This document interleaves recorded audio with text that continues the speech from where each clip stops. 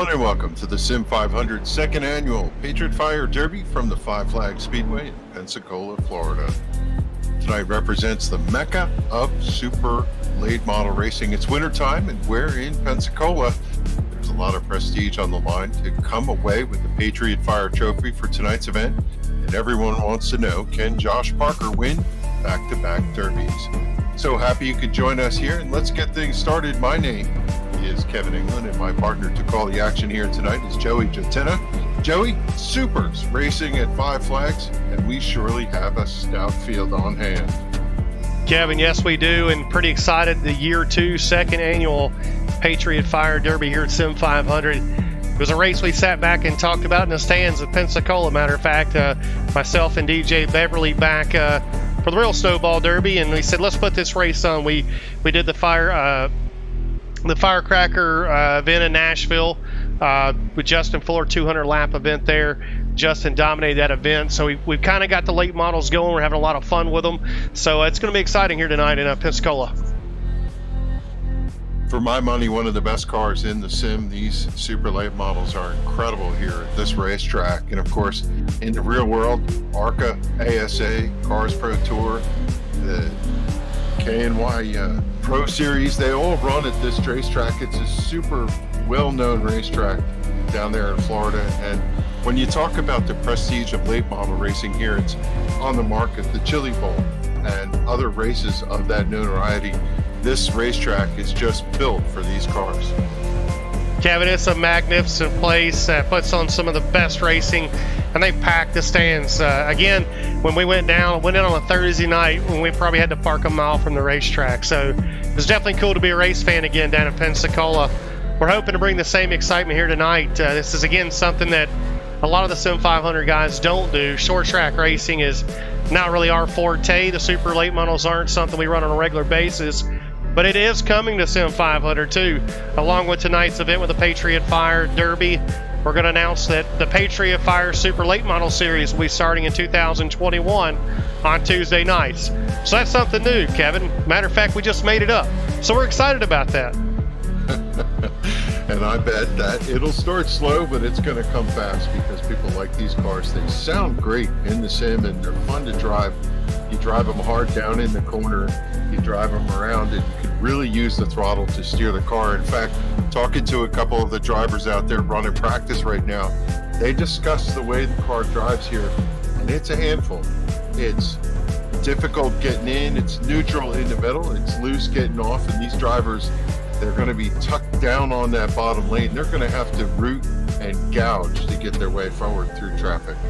Yeah, Kevin, you're going to have 34 race cars on the track tonight. That was the cutoff, is 34 drivers. Not sure how many we have in the server tonight. It's got 31 on speed.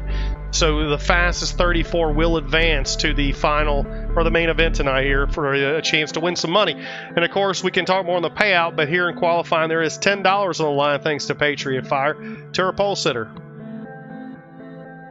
Yeah, so these drivers have to qualify in on speed, no heat races. So if they miss the mark, they're going home. And they've been out there running fast laps. We see about 16-second bracket. They're doing about 125 miles an hour at the end of the straightaway.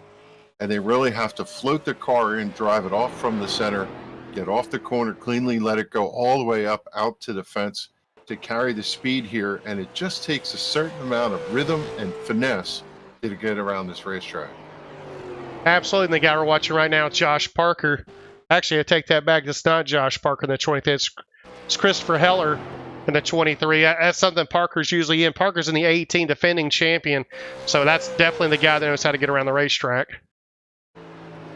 As we watch the drivers start clicking off their qualifying laps, Tommy Ryan in the number 25 was one of the drivers I spoke to a little bit earlier, just asking about it. He said, car tight in, neutral in the middle, loose off. If you don't understand that, when you drive in, the car doesn't want to turn, but in the middle, the car starts to turn, and then in the back, it comes off sideways.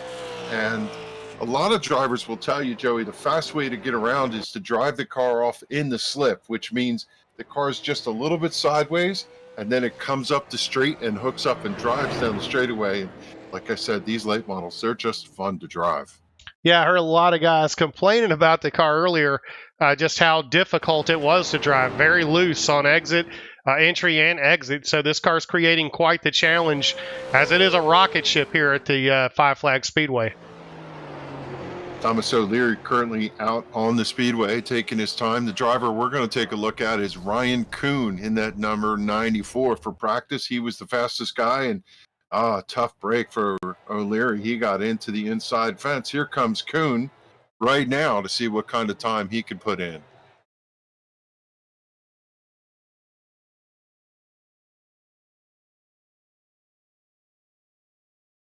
Drivers clicking off the laps quickly right now. Brandon Wilkinson is your fast timer, 16.306 so far in qualifying. O'Leary, he put in a lap of 16.548. That currently slots him at about the 15th or 20th position, somewhere thereabouts. Grayson Vernon, that name. He ran really fast, but he was sideways up off the corner. When I said you got to be sideways to make speed, I don't think that's what I meant. Well, here's the cool part about sitting up top. We get to see the secrets here.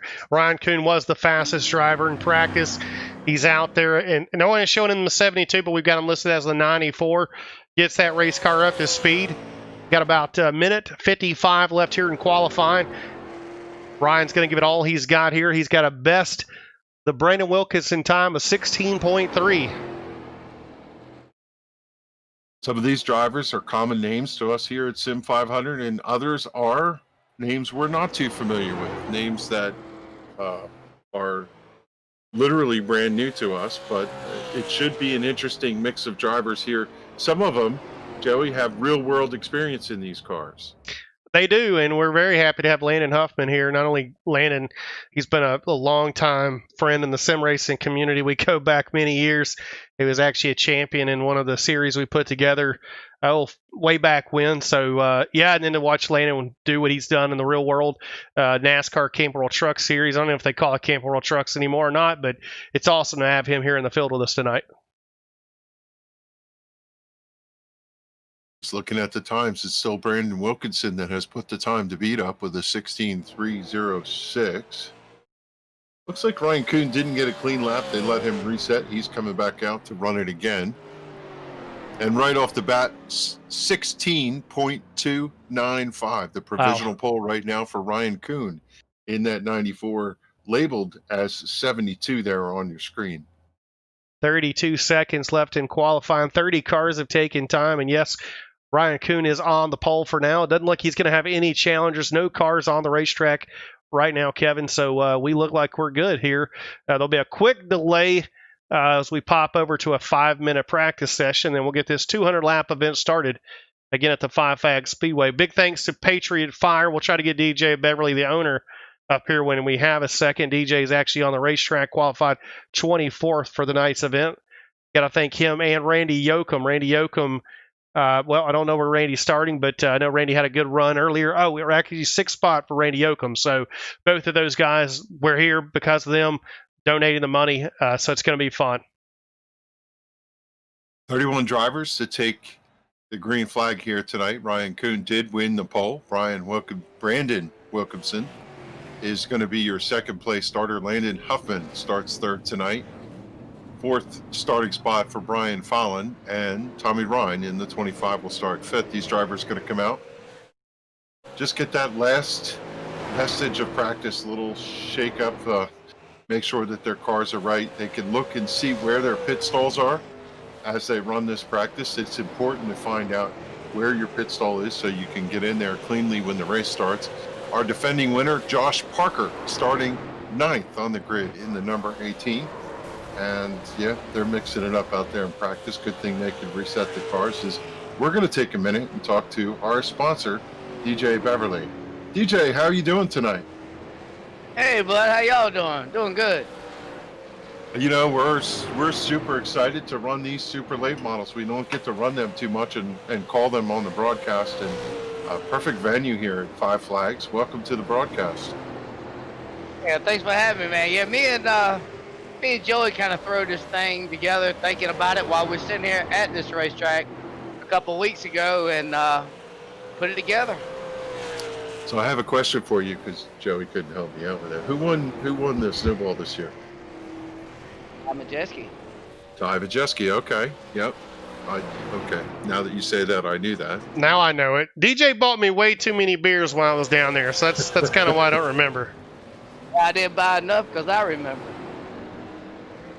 I'm not, being from New Jersey, this whole snowball thing didn't really resonate that much. But as I went back and looked at the history of it, Darrell Waltrip's won it. Rich Bickle seems to be the guy who won it the most times. And the names are who's who, including the guy that we always love to hate, Gary Ballou, won it twice, 1980 and 1986. So, one of the things, CJ, that you're creating is the ability for these drivers to come out here and simulate an event that they all know and love, the heritage of it.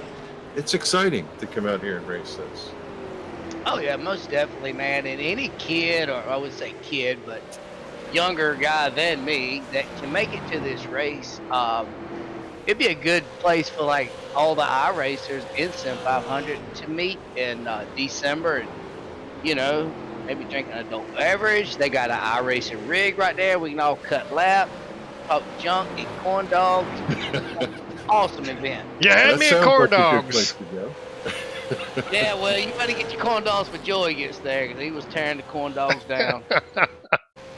I can only imagine that, like the Tulsa Shootout, like the Chili Bowl, that this racetrack must be a big festival circus event, and to see the who's who of late model racing in that, that's really cool. And I think we have attracted a lot of really good sim racing late model drivers here tonight. You got a pretty stout field out there, TJ. Oh yes, I was actually I put together a new track racer 80/20 rig, and my monitor mount finally came, and I just got my monitor on last night, so I wasn't even planning on racing, so I'll probably look like a turd back there, but I'm here for the fun. Well, it looks like Ryan Kuhn took your pole money, and you're also offering up a little bit of incentive for the winners tonight. Oh yeah, you're right though. I'm just looking through the field. It is definitely stout. I see a name I haven't seen in a while in Brandon Wilkinson. I ran right many races with him in Kyle Barnes' league, so he's going to be one. It's just it's 10, 12 guys that can do it here. So $30 to the winner, $20 for second. Third place payout is $10, and the broadcast crew gets to pick the Headache Award and a couple other things. And really nice of you guys. Tell us about Patriot Fire and your business, TJ. Oh, Patriot Fire is a company. We do safety audits, and mainly for Duke University and the hospital. We just keep them out of trouble with the fire marshal and joint commissions. We just keep everything safe so everybody can keep working and all the patients are safe. Are you a fireman ever? Yes, sir. I was 10 years professional, and I left my career in 2007 to live the American dream. Well, DJ, yeah, absolutely. We thank you so much for all you've done. We're about to get ready to race. We're going to move you back down, let you get ready to fire this thing up. Good luck tonight, and thanks so much for everything. Well, Kevin, it's going to be my cue, huh, Joey? Yeah, it's going to be quick to get through this grid for sure. A lot of cars on a small racetrack, so we'll try to jump right into that. And let's see, our pole sitter, Ryan Kuhn. Brandon Wilkinson starts in second. Inside second row, Landon Huffman in the 75. Brian Fallon in the 22 starts fourth. Tommy Ryan starts fifth. Randy Yoakum in that sixth starting spot in the number 8. Rayson Vernon, 051, is in the 7th position. EJ O'Rourke made it in just in time. He starts 8th. Keep an eye on that 41. Last year's winner, Josh Parker, in the 18 starts 9th. 10th starting spot for Elliot Henderson in the number 39. 11th starting spot for Daniel Falkingham. He's always fast wherever he comes from. And on his outside, another sim racing veteran, Justin Fuller, in the 51 starts 12th. 13th starting spot for the 13 of David Cassidy. Stephen Massey in the 52 starts in the 14th spot. 15th starting spot for Hayden Sprague in the 43. Austin Thiel, a name familiar to sim racers, he starts 16th outside row 8 in the number 16. 17th starting spot for Glenn Campbell in the 44, Justin Bullock in the 42 starts 18th. 19th starting spot for Jake Goodwin in the 24. Scott Drost, 20th starting spot for the number 45. Jason Dinsmore in the 66 starts 21st. 22nd for Thomas O'Leary, the 4th in the 08. Christopher Heller, 23 starts 23rd. Dwight Beverly in the 01 starts 24th. Ricky Harden fast. 15th starting spot for the 25th starting spot for Ricky Harden. Shannon Wood, Eric Arnold, Colin Matthews, Tyler Connolly, Joseph Burgess, and Jason Barham roll out your field. Race control just giving final instructions to these drivers as we get ready to put in 200 laps of distance on this half-mile paved oval. And we're looking at drivers who have unlimited tire sets, and they're ready to go racing. Well, Kevin, you did a marvelous job on that starting lineup. Here we go, guys. Coming to the green flag, 200 laps tonight. The Patriot Fire Derby second annual event is underway. We're off into turn one. Ryan Kuhn dives down under the white line. He's going to drive off of turn number 2 for the lead. He's going to clear and come up to the backstretch wall right into turn number 3. Come around, and these laps are going to tick off very quickly. Everybody kind of settles in single file as he completes lap number 1, and we have a mix-up out in the back. Caution on the speedway here, lap number 2. Yeah, Kevin, that's something I didn't want to say early on, but we had some great practice, and we didn't see a lot of incidents. I was hoping these guys got to a good start, but this is to be expected with this many cars on the racetrack. Oh, look at this. The leader coming down pit road. Yeah, looks like the 13 got sideways, and then the 43 got collected, Hayden Sprague. And that is just one car breaking loose, possibly on cold tires. Everybody else kind of trying to take evasive action. The 21 got a piece of that, and a couple other cars. And yeah, why did the leader go to pit road? That's a curiosity.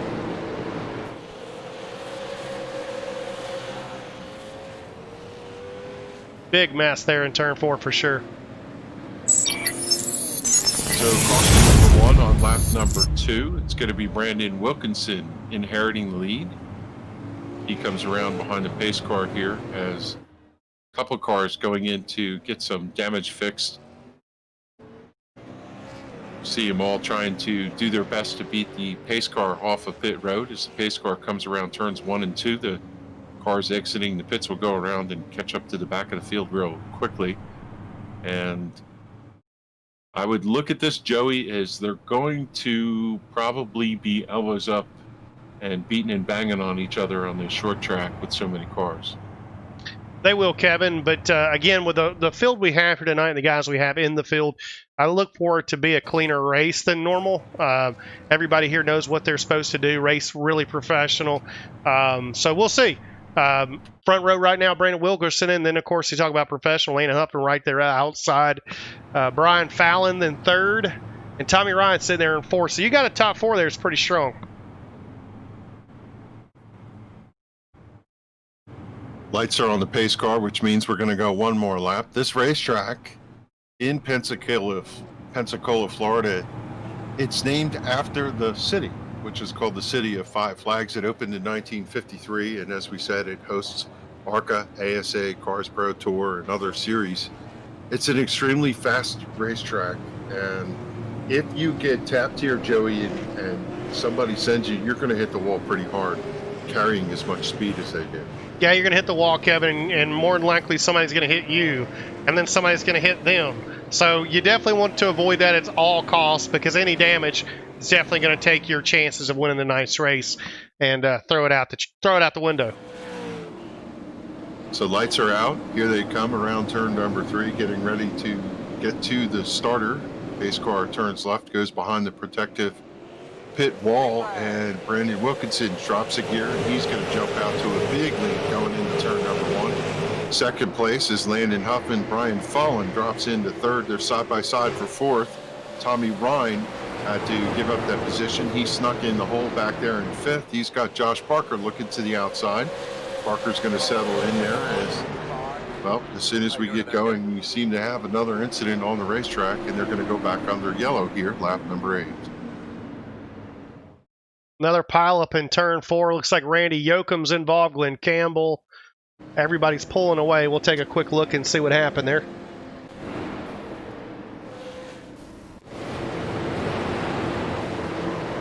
Maybe the 0-1 involved? The 43 just gets turned around, and again, nowhere to go for these guys. It just clogs up turn 4. Yeah, I'm curious as to where Brandon Kuhn was for all of that. And as he hit it, he had to be back there. But as far as I know, he seems to be okay. Came out unscathed, but Yep, there he is right there. Drove right to the bottom. yeah, you certainly are going to drive literally out the windshield to the car in front of you, but you're going to look 4 or 5 cars ahead. Somebody getting sideways, you'll turn your head a little bit, lift off the gas, and hope that there's a hole somewhere when you get there, because things happen quick, fast, in a hurry here at Five Flags. Looks like everything's migrating to the top of the racetrack. So right now, yeah, the bottom would be your hole if you are looking to get around some of these incidents. So far, everything just clutters the top of the racetrack. Got a lucky dog coming around here to the outside. It's the 99 car, Jason Barham.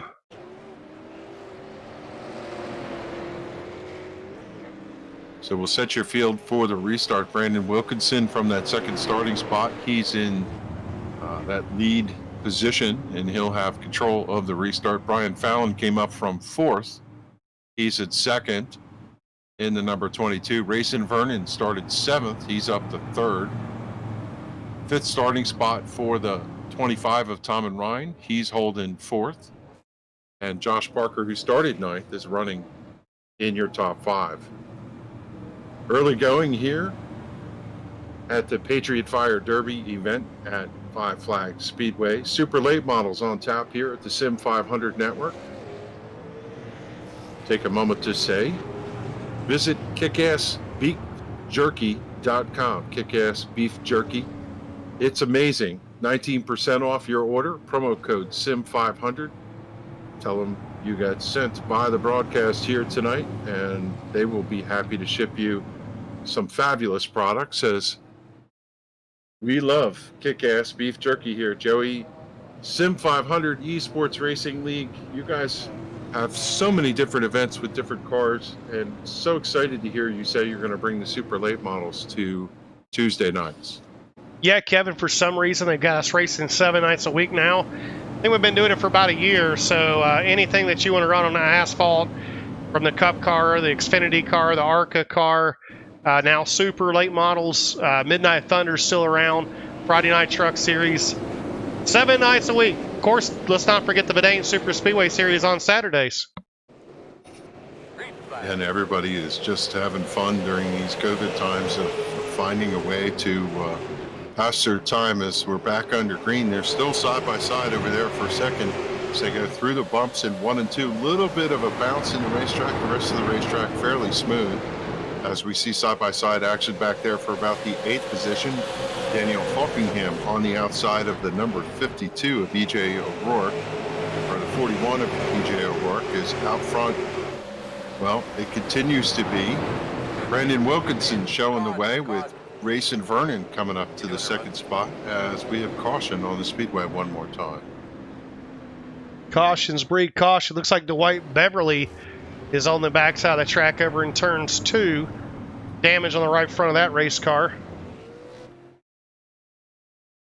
I have to wonder if that started again with possibly the number 43 getting around. I saw he was involved in that event over there. Oh, looks like off the bumper, the 8 car, Randy Yoakum. Well, Campbell was loose. Wow, a big hit for Randy Yoakum down in turns 1 and 2. Yeah, as you said, when they collect them quite a few of them there. There's quite a few drivers taking impacts there. Lap number 15 back under caution number 3. And I would anticipate one of two things, Joey, that they'll either settle in or attrition will take care of some of this. But we're going to see some green flag racing here for sure, as these drivers They don't race together a lot, so they have to kind of figure out and mind their P's and Q's as to who's in front of them. Yeah, 17 laps in, 18 laps, 3 cautions. Hadn't done a lot of racing right now, so yeah, this race will get away from them very quick if we don't watch what we're doing on the racetrack. This is a perfect time for, come on, guys, what are you doing? Hopefully, admin Ricky Harden's got a hold of that for us, and we'll start getting these guys calmed down a little bit and get some racing going. One of the factors you could think about is the in-race temperature, 78 degrees. It is constant weather, sun. It just seems really sunny, as you could see out there, even though there's a dynamic sky at the track. 98 degrees, which is a little bit hot and slick, Joey. And, you know, we did hear some of these drivers say that on throttle, the car could get a little bit loose. Yeah, definitely. With the heat down here at Pensacola, Florida, tires are 20 laps into the race, going to get a little bit of slick on them, so hopefully not too bad. I guess the pit stop we're looking at fuel-wise can make these about 100 laps, so these tires are, who knows, will they take tires or not in a 200-lap event, but I do know they will have to stop and get some fuel at one point or another. Yeah, so up front, the cars are doubling up, getting ready for the restart. Lights go out as they cross the line, coming through turns 1 and 2. One car trying to beat the pace car out. That would be the 08 of Thomas O'Leary, and also Justin Bullock in the 42. 77 showing on that car. He's going to roll around and catch the back of the pack as the pace car comes down the back straightaway and gets ready to take leave of the speedway and turn it back over to Wilkinson, who's led most of the laps here tonight. Wilkinson cuts off, and Josh Parker takes the opportunity to follow him through the inside lane, getting a good run as Parker now comes to second, and Rayson Vernon's going to drop back there to third.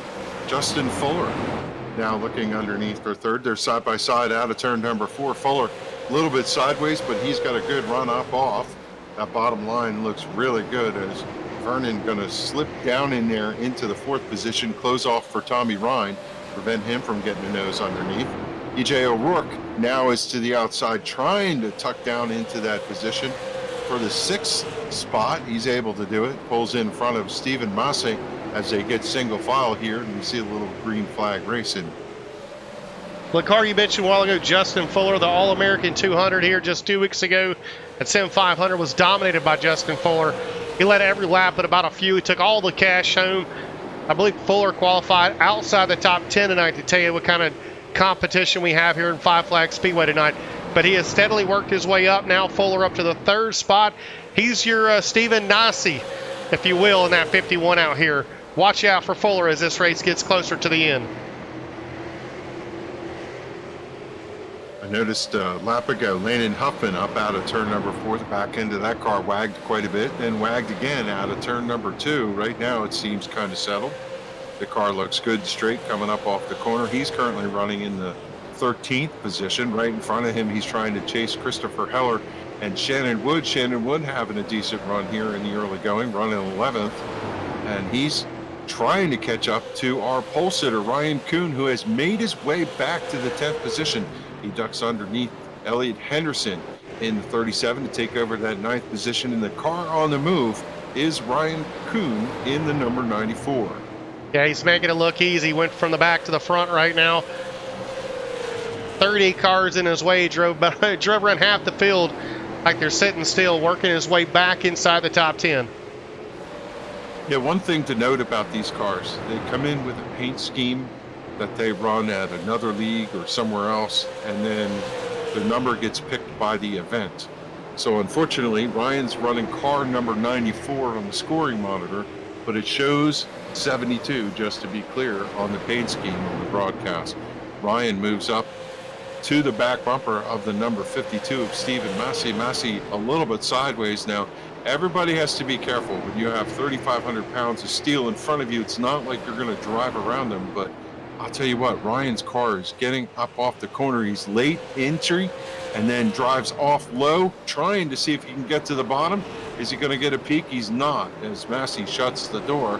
And we'll go back up front and look at our leaders. It continues to be Brandon Wilkinson leading, but right now he's tracking down Thomas O'Leary, running in the 27th spot. O'Leary went out late after one of those pit stops, and he did not catch the back of the field, but the leader has caught him. Wilkinson looking low, trying to see if he can get in, unable to get to him, and that's going to bring the rest of the field to him. Of course, he's got a pretty good gap right now on the second place car, Josh Parker. And you have to gauge yourself here, Joey, as to how hard you're going to run. Is Wilkinson able to get inside, and he's going to make the move past that lap car? Up the hill just a little bit. Wilkinson's able to clear the 08 of Thomas O'Leary as he's going to sell off into turn 2. O'Leary now a lap down. He's got about a straightaway before he gets back into more lap traffic. So right now at this point, the 31's got clear sailing in front of him for at least another 15 laps. Wilkinson running 16.7 as we have caution on the speedway. So his lap time's not too far off from qualifying time. Setting fast pace here, but that's going to go to naught right now as he's going to try to look to see to find the pace car as he comes across the complete lap number 35 and picks up the pace car over there on the backstretch on lap number 36. Did you happen to see a car, Kevin? No. Well, there it is, 45. Right back up in front of the field. That's Scott Drost. Got a little loose on the exit of turn 2 and right back up. I knew that something happened over there, but I didn't see who was involved in it. I heard the drivers lamenting about what are you doing, and I just don't know how much the 45 was in his control when he came back across the racetrack. He got sideways, got down in the grass, and then just nosed it in. Big, huge hit for the number 45. The front end of that car smashed to the shocks.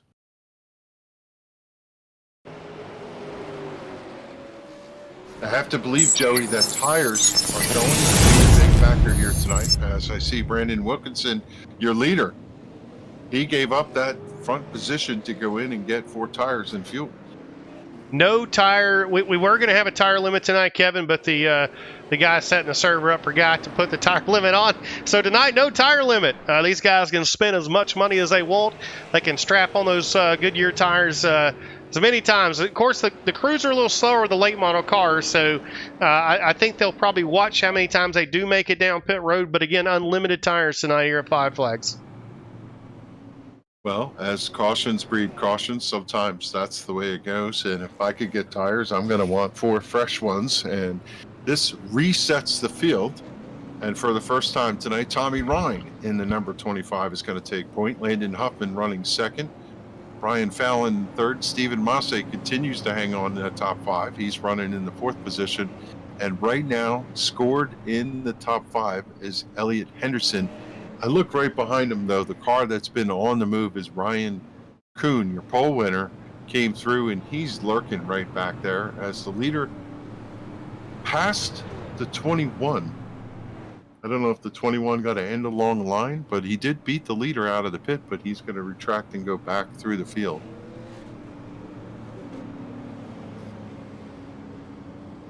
"22 cars on the lead lap right now. The 08 of Thomas O'Leary is the last car. We have multiple cars 1 lap down. Colin Matthews, Eric Arnold, Jason Dinsmore, Scott Drost, Christopher Heller, and David Cassidy is 2 laps down. A couple drivers, multiple laps down. Joseph Burgess, Glenn Campbell, and Dwight Beverly. I'm assuming Dwight is DJ. That is DJ. That's Mr. Patriot Fire.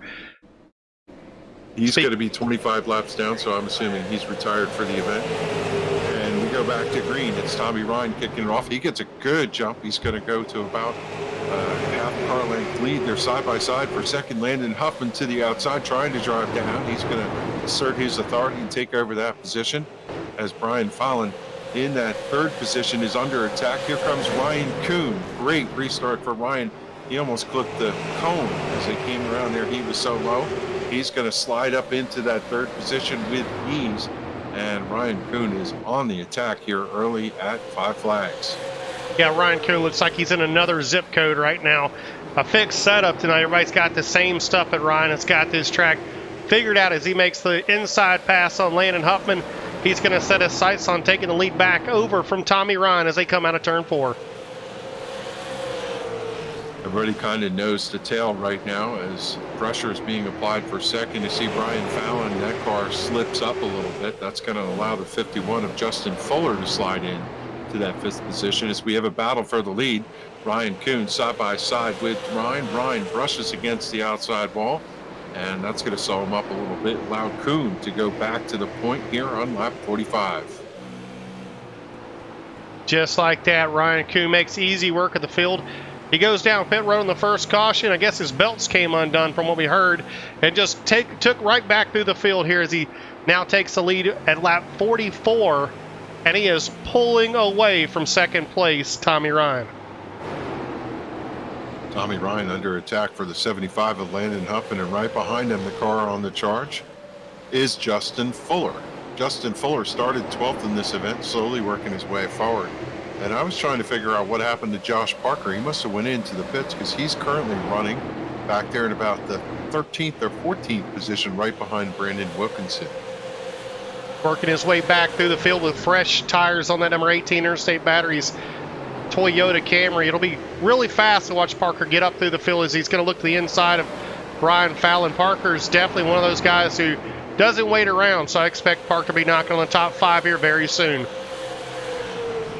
75 of Landon Huffman slips up out of turn number 4. Justin Fuller going to take advantage of that, slide into that 3rd position. Now he's under attack for Tommy Ryan, trying to get the 2nd spot. And Ryan Kuhn has set sail in just a handful of laps. 1.7 seconds is the distance for your leader. He's going to get into lap traffic pretty quickly. In fact, goes underneath the 22nd place car, the 47 of Tyler Conlon.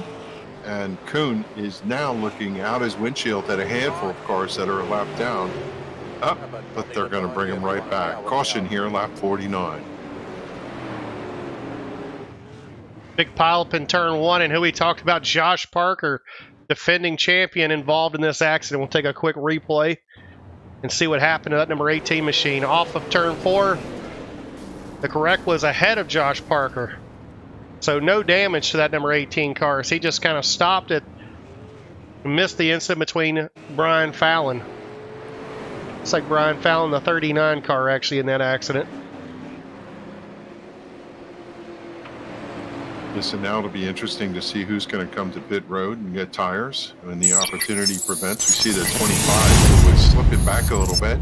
He ducks into pit road, and for these drivers, they have to get up, catch the field, then drop into pit lane, find their pit, get a clean pit entry, get a clean pit exit, and get back to the racetrack before they lose a lap. 25 hops in his pits as the pace car going down the middle of the backstretch, and you have no margin for error here. You could find yourself a lap down very quickly.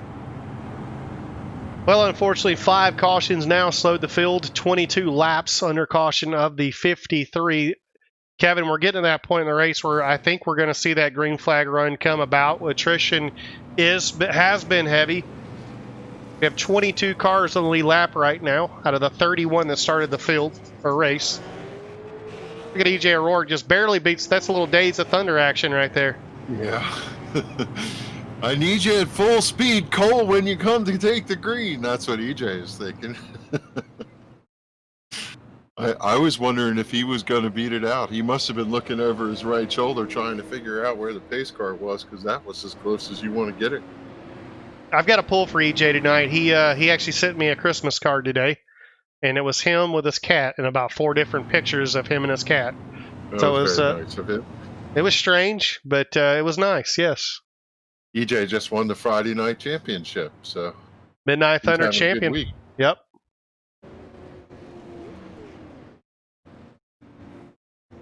He's going to pit road one more time. Looks like he has a little damage on the left rear of that car. Well, I appreciate everybody tuning in tonight to the Sim500 Network.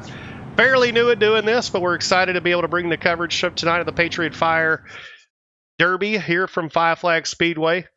Kevin, it's going to be a great finish. I feel it. It's going to be a great race. Now you've got Mr. Excitement, Justin Fuller, on the outside. You've got the Dominator here on the inside of Ryan Kuhn. The lights are out. This is going to be an exciting first few laps to see as Fuller's going to try to measure up to that number 94 machine. Bunch of cars trying to get service and get back out. I don't think they all made it past. Looks like they're going to roll though past the pace car, and they have to be wide open as pace cars just about to hook that left-hand turn and go to pit road, and they're going to turn the lights back on, let those cars catch up to the back of the field. I think that's a good call, as I have to believe that they would catch those lapped cars very quickly, and it's always good to just let them get to the back of the field. So now the lights are out, and we'll get ready to go again. 57 laps in the books. And 200 laps is our distance. It's been Ryan Kuhn, the car that's been dominant so far, but now he's got Justin Fuller to the outside. Grayson Vernon is still hanging in there in third position. Austin Teal has made it to the fourth position, and Brandon Wilkinson, with those fresh tires, has come back to fifth. Kuhn kicks the gas. He's going to roll across the start-finish line, working lap 58. Fuller stuck to the outside. And I think he's going to lose that position as they're side by side still for second. Grayson Vernon able to drive off. Oh, contact! Put the bumper to him. Just going to tell him how pleased he was with something there. Fuller's going to come back down as they're going to go back under yellow here for an incident out in the back of the field. Looks like the 45 car again involved in this accident. That'll be an interesting conversation after the race. Bill just checked up, nowhere to go. Kind of an innocent. It was a little bit of a goofy incident. Not sure what was going on there. Did he get loose off the corner and went to the inside wall? Looks like there was an incident in front of him. Check those guys up. The 23 just did not get slowed down enough. Contact was made. Yeah. Well, close quarters. Yeah, you could see he was taking evasive action to prevent from running into the back of the 21. Just hooked it left, and unfortunately, the 23 was there. So, yep. Sometimes do the bugs, sometimes you're the windshield. Sixth caution, lap 59. We're seeing a bunch of drivers again taking the opportunity to go to pit road. EJ O'Rourke, one of them. I guess if you're out in the back of the field, Joey, and tires are free, you're going to go get them.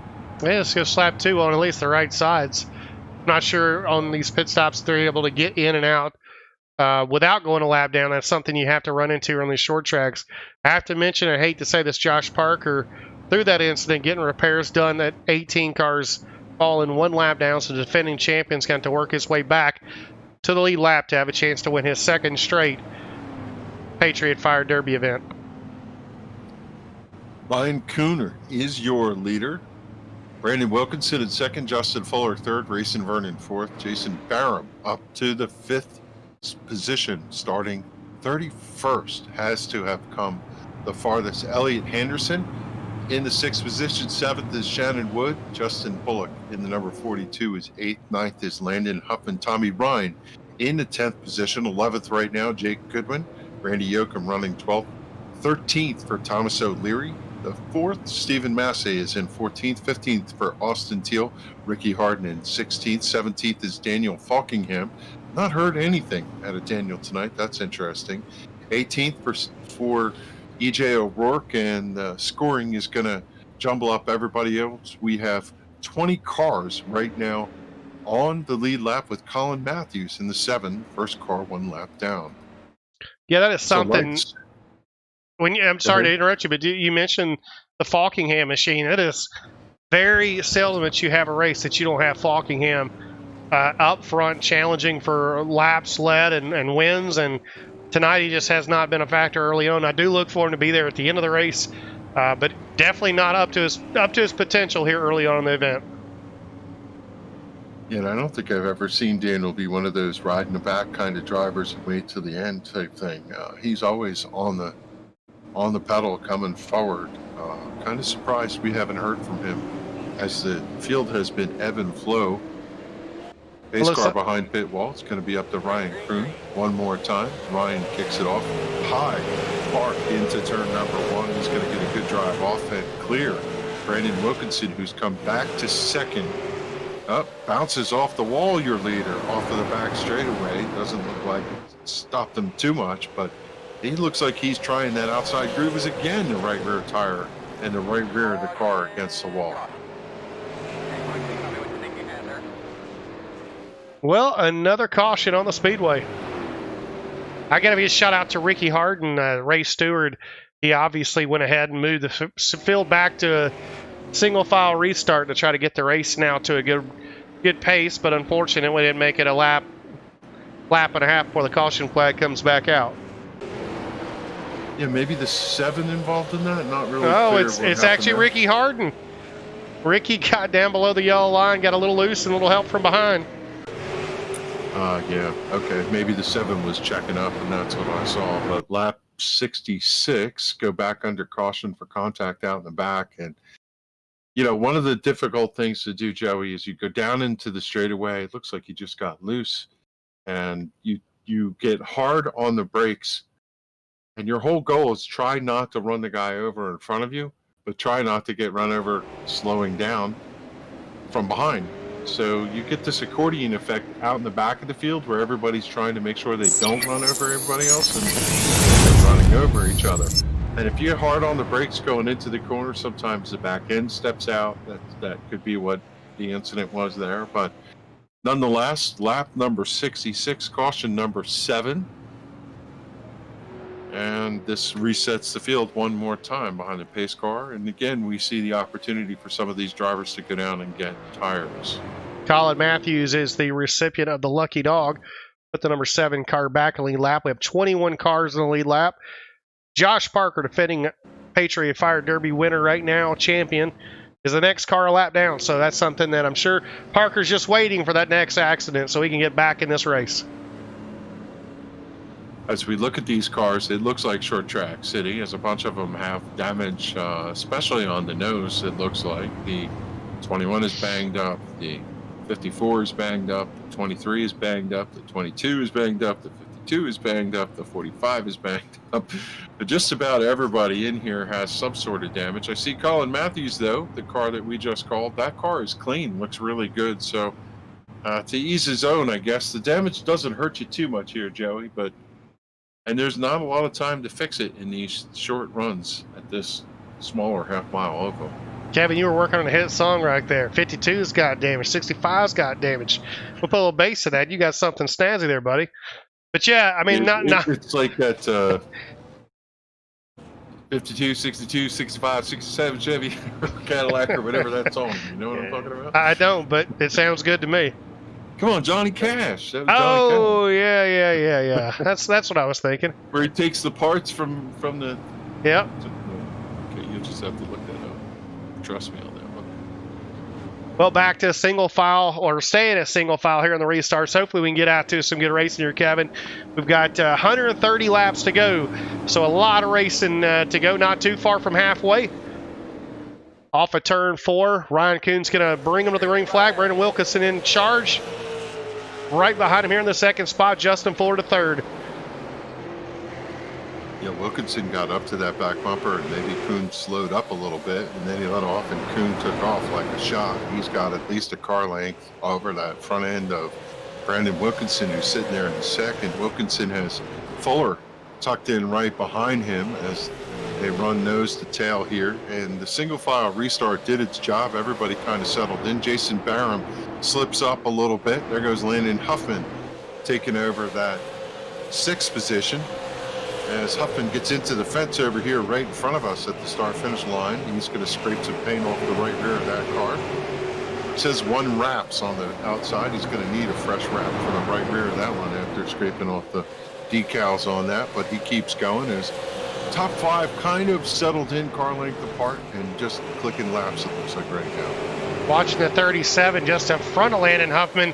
Looks like Ellie Henderson has had a few run-ins with a wall off the corner. Well, caution's back out on the speedway. It looks like one car turning sideways. Maybe the 15 of Ricky Harden again involved in that. I think he got a little help that time, though.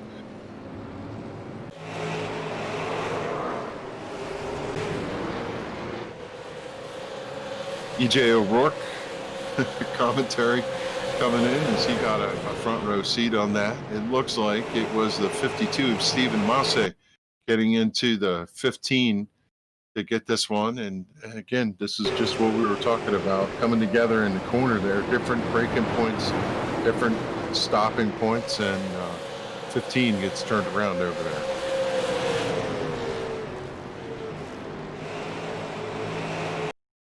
Yeah, just absolutely freight trained Ricky Harden over in turns 1 and 2. This is the part of the race where we'd like to see a little patience, but I guess Ricky gave him a sniff and he went for all of it right there in turns 1 and 2, and Harden unfortunately hard in the outside wall.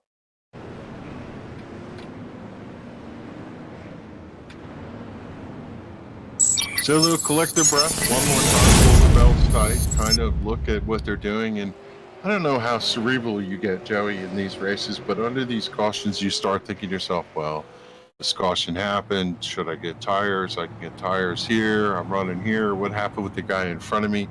I go into analysis mode here, riding under caution. How about you?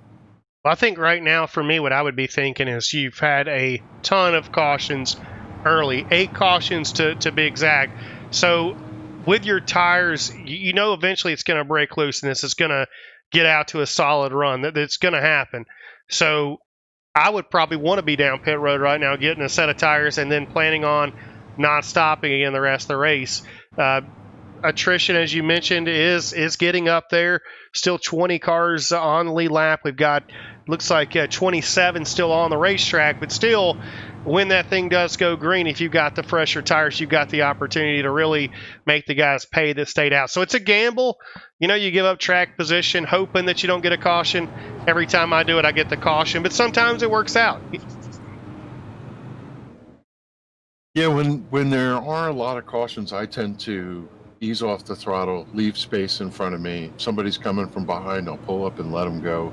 I figure attrition will take care of things, and then we could race another day. As I'm looking in here, is Justin Fuller retired? Looks like he's stepped out of the event in the number 51. Wow, I did not catch that. But yeah, Fuller has retired the number 51 machine, the Personal Comfort Chevrolet. I don't think he's around to get a word with him to find out what happened. Unfortunate for him, as our last race winner, Justin Fuller, is out of the event. If I'm these drivers, I am looking up front at that number 94, trying to figure out how I'm going to beat him. As every time he just steps on the gas for the restart and heads off into turn number 1, that car is gone. He is out by 3 car lengths already to the back straightaway as the field runs around here on lap number 81. Laps tick off quickly here at Five Flags as we see a contest up there for that 6th, 7th position. Tommy Ryan drives underneath the number 37. Looks to see if he can get that position. He's trying to wrestle it away from Elliott Henderson. He's going to take over that 5th spot, drop Elliott to the 6th position. Right behind him, big gap back to Jason Barham. And Shannon Wood having a good run. And Randy Yoakum, for as exciting as the night has been, he's made his way into the top 10. Well, speaking of Shannon Wood, I talked to him earlier asking about fuel strategy and how far he could take that number 02 machine. And he laughed at me and said, man, if I can get more than 2 laps out of it, he just kept having trouble fighting the race car.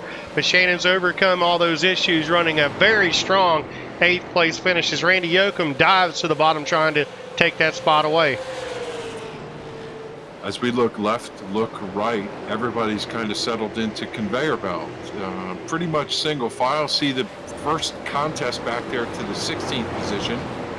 Jason Dinsmore, the number 66, drifts high. That's going to allow Ricky Harden to drop underneath him. And every once in a while, somebody gets in for a test. Here comes Austin Teal to the bottom. He's going to take that position over Shannon Wood. Wood's up high, wasn't able to get in. The 43 going to sneak underneath, and Hayden Sprague going to take over that 10th spot as he breaks into the top 10 here. And out front, it continues to be nothing different as Ryan Kuhn has been in command of this race.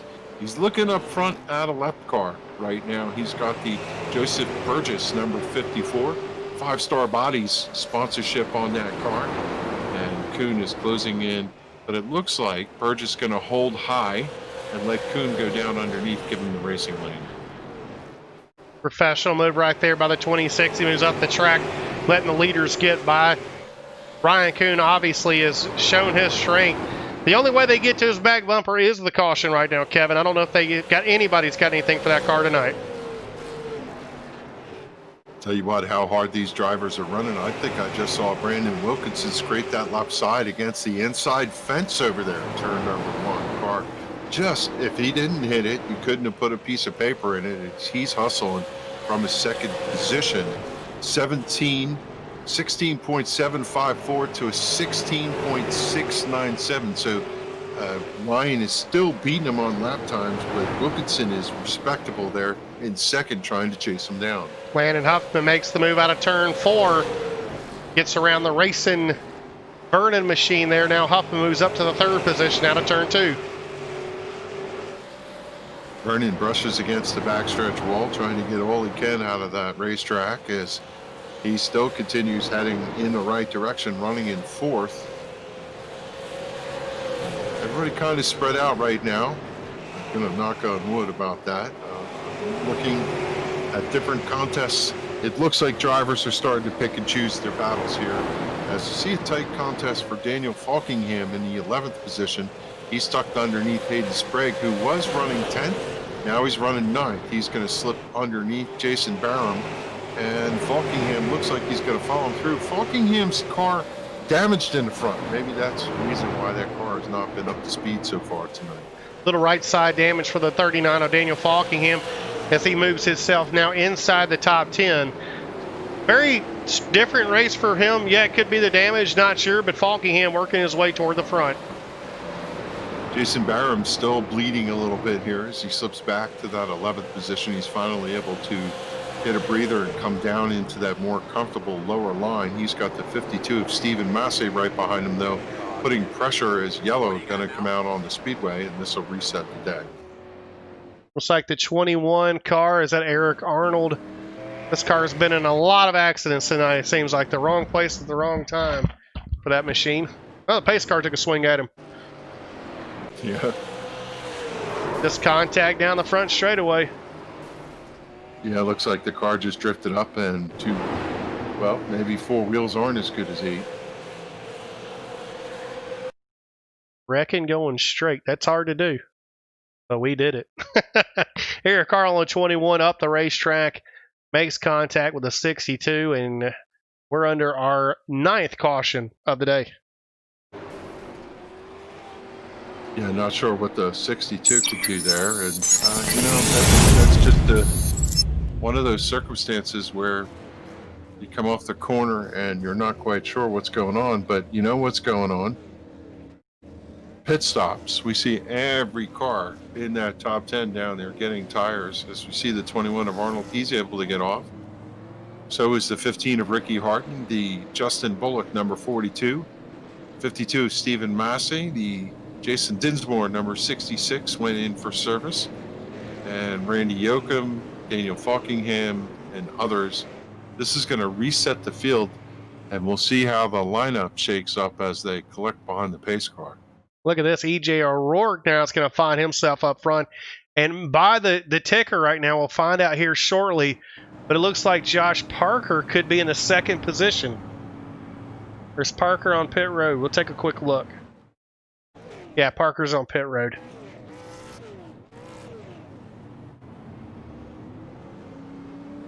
Yeah, Burgess is behind the pace car in that white number 54, but that car is lapped down, or 2. And right behind him is the car currently scored our leader, E.J. O'Rourke. Okay. E.J.'s car looks pretty good to me. Looks pretty clean. Yeah, EJ's got a clean race car, and we've made it to halfway, so this is great. Only 100 laps to go. EJ O'Rourke again with a clean race car. Strategy gets him out front, but to his outside, he's going to have to hold off Ryan Kuhn. We'll have to see if race steward Ricky Harden puts him back double file if we're going to have another single file restart.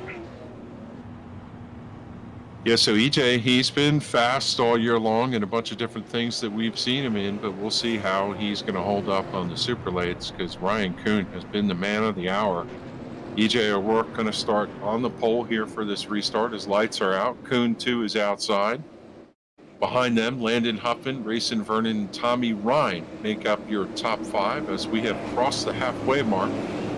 Somewhere along the way here, Joey, we got to pick the hard luck driver of the race. So you better pay attention to that as O'Rourke kicks it off. And he's going to jump out the lead comfortably as Kuhn going to tuck right in behind him. But now Kuhn on the attack. Out of turn number 2, the car breaks sideways, but he's still going to wrestle away the lead. I don't think EJ fought that hard for that. He's way up there in the high lane as second, third driving by him right now. Kuhn back in command of the race. I don't think I've ever seen EJ O'Rourke do that before, but he went down the corner, gave it all up in turn 1. I think he just enjoyed leading for a little bit here at Five Flag Speedway. It's all Ryan Kuhn out front, though, with Landon Huffman now driving after that 72 car, or 94 actually by our scoring chart. I have to think that EJ probably didn't take tires and knew that it was a false sense of hope to see if he could keep himself out there. And he literally just pulled up to the high line. He's letting the entire field go by. He was 7th at the line last time, but right now he's 16th. And sooner or later, I think he'll tuck back down in there as the drivers roll off of turn number 4 to the front straightaway. He's on the backstretch, so he's just kind of riding that high line right now. And sooner or later, he's going to tuck back in there in line, but back to 19th for the 41. Well, he looked good while he did it there, didn't he, Kevin? That 41 got that Gary Mercer trucking Chevrolet. Oh, caution's back out on the speedway. Yeah, and that had to be way behind. Yeah, I see one car got turned sideways over there in turn number 3. It's the, which car is it? The 16 and the 77 coming together there. Just fighting over the same real estate, similar to the incident we saw on the front stretch, but this time on the back stretch. And once that 16 got sideways, the admins thought perhaps something more was going to happen there, and caution comes out, and we're back under caution here, lap 106. This is caution number 10 for the evening.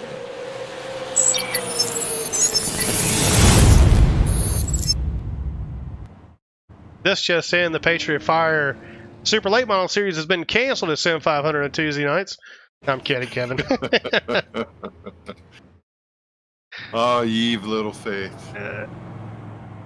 You know, one of the things I know about sim racing, Joey, is sometimes special events, when you put a mix of drivers together, this is what you get. And other times, you have a spectacular race, and I still think there's good racing going on all the way around the racetrack. It's just that out in the back there's been a little bit of elbows up, as you say. Well, Kevin, it's only going to get better as we're now 92 laps left in the race. So as we get a little bit further and further and further, can you believe it? The intensity is going to get even more as the money is on the line here from Patriot Fire. Again, thanks to DJ Beverly and Randy Yoakum for putting up the money for this special event. Again, it's the off season, Christmas holidays. We hope everybody out there is getting ready for some family, some friends, some good holiday fun. I want to wish everybody a Merry Christmas from Sim500, the Esports Racing League, and a Sim500 network. We're excited to be here tonight. No matter how many cautions we got, Kevin, this is a fun event, and I really appreciate you coming out and supporting us tonight in the booth. And here we go, downhill. I love me some late model racing. You give me the call, I'll be here for this. And, you know, you've been to any local short track and seen yellow fever. I've seen it at my local track. That happens. That doesn't mean there isn't good racing going on throughout the field as different strategies come into play. And, you know, Austin Teal, that car has been fast, and I don't think he suffered a lot of damage. The car slid sideways, went in, changed those tires, and he's back under the fight here, running in that 18th position for the restart. Well, if you had to pick a hard luck award right now, who would it be, Kevin? I'm having a hard time myself coming up with somebody. Well, I would say DJ. I would say, yeah, let's let DJ keep his money. Yeah, I don't mean to be that way, but unfortunately, he didn't get to run many laps tonight. Isn't that the way it goes, right? That right now is the headache award for sure. DJ Beverly out of this race a last-minute add to the series. Green flag back out. Ryan Kuhn's going to take back off here over Landon Huffman to the inside. Racing Vernon is going to try to charge in for that second spot. Oh, Vernon's had Landon Huffman and Vernon, they've been having a good race, and Vernon's been really fast in that car and has been up in the top 5 for most of the event. But these drivers, I have to believe, well, it's still got enough time. It's go time. You got to get up there and see what you can do to be in that top 5 towards the end if you want to have a shot at this. Brandon Wilkerson to the inside now of Racing Vernon. He's going to take over the third spot. Wilkerson could have the freshest tires out of the top 5 right now.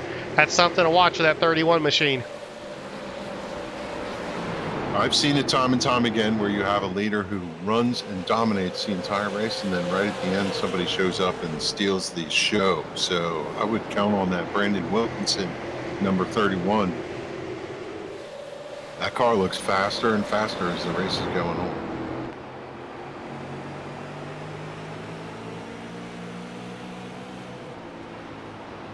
Looking at Josh Parker in the 10th position in that number 18. Have not talked about him too much tonight, but still has a shot at this as caution comes out on the speedway. And the interstate batteries 18 looks okay, and it's possible that he might sneak up here and make some noise before this thing is over. Well, big rebound is Josh Parker. We talked about went a lap down, and there's a 21 involved with another incident. Puts the 7 car to the inside wall.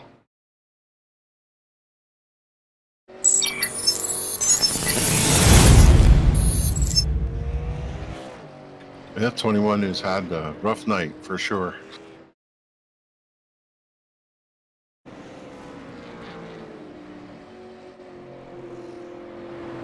$117 laps down. When, Joey, do you think you need to be up front in order to see if you can get yourself a victory? I mean, these drivers are going to duck in for tires. They're going to fix whatever damage they have, but at some point they're going to have to call it a night, stay out there and race for the win. Well, I think right now nobody's got anything for Ryan Kuhn, so you got to do opposite of what he does right now. You can't beat him on the racetrack, so I would go in, get tires. You got plenty of laps to get back up to the front. As you see, my strategy doesn't really look good or sound good to most of these guys. They did not come in, so they've got what they've got, and they'll do the best they can with a 72 car. See, a couple drivers did take advantage of getting into the pits and changing their tires, and Lucky Dog is going around is, well, I don't know. You know, we look at, I always try to see who's trying to make noise, and the ones that were quiet worked their way up, and uncharacteristically, the 39 has not made any noise, but he's sitting there in the 6th position. Yeah, the pay window's open. Falkingham's making his way up to the 6th spot right now. So it's a who's who list. And as we just mentioned, looking for the 18 car again. Josh Parker now, who was a lap down, up to the 10th spot. Ricky Harden, who's had a real up and down night, literally has made his way into the top 10, which is amazing. We've seen that 15 car sideways 2 or 3 times tonight, haven't we, Kevin? Yeah, he's had a challenging night, but, you know, even the drivers with a little bit of damage have been able to get the thing pointed in the right direction and make their cars competitive. As I see one car just trying to do his best to heat those tires up. That's the 43 of Hayden Sprague moving back and forth. I don't know how much experience you have, but I've been in a Discord channel with Daniel Falkingham, and he's been out running, say, Phoenix, and he's flying.